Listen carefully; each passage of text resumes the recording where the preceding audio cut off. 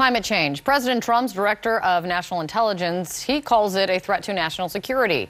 Dan Coates telling Congress in the threat assessment this: the United States will probably have to manage the impact of global human security challenges, such as threats to public health, historic levels of human displacement, assaults on religious freedom, and the negative effects of environmental degradation and climate change. So with that in mind, the Washington Post is now reporting that the Trump administration is putting together a panel to look into the national security implications of that very threat of climate change.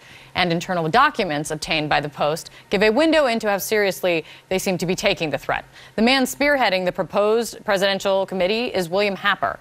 Not known to many, but he is known to deny climate change is a real thing, going as far to say this once about carbon dioxide, a greenhouse gas. The demonization of carbon dioxide is just like the demonization of the poor Jews under Hitler. Carbon dioxide is actually a benefit to the world, and so were the Jews. So it's carbon dioxide that's getting a bad rap these days. Joining me now, one of the first co-sponsors of the Green New Deal on Capitol Hill, Democratic Congressman Brendan Boyle of Pennsylvania. Congressman, thank you for coming in. Thank you for having me. So the Green New Deal is big on goals when it comes to climate change, light on details, a movement to tackle climate change. What's your reaction to this Washington Post report? It's just one more sign that this administration doesn't take the threat of climate change seriously. You know, there was a federally mandated study, a pretty large one that was scheduled to come out in December. The Trump administration released it the Friday of Thanksgiving weekend, Black Friday, because they wanted to release it when people weren't paying attention. And here's what their own administration study showed: a 10% projected drop in our nation's GDP by the end of the century if we don't deal with climate change.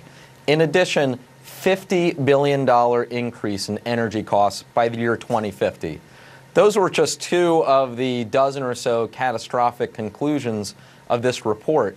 So the administration really doesn't need yet one more study or one more group to be put together to recognize what 97% of climate scientists have concluded, that climate change is real, and our window of opportunity to deal with this is closing. We need to take it seriously now.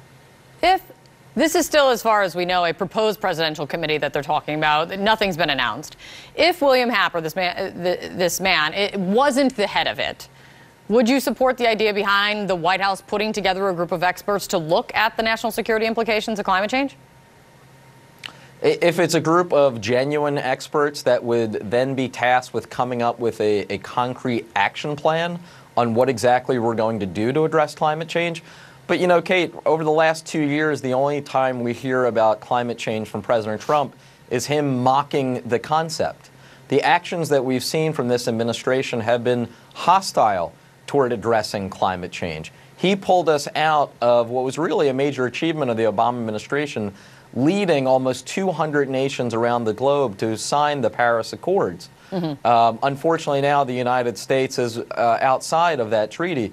So based on the first 2 years of the Trump administration, I really don't have confidence that this is something that the president takes seriously. I want to ask you about the Green New Deal for a second. You're co-chair of the Blue Collar Caucus. You and I have talked about this before, which was formed to fight for American workers. Some unions are skeptical in withholding support of the Green New Deal.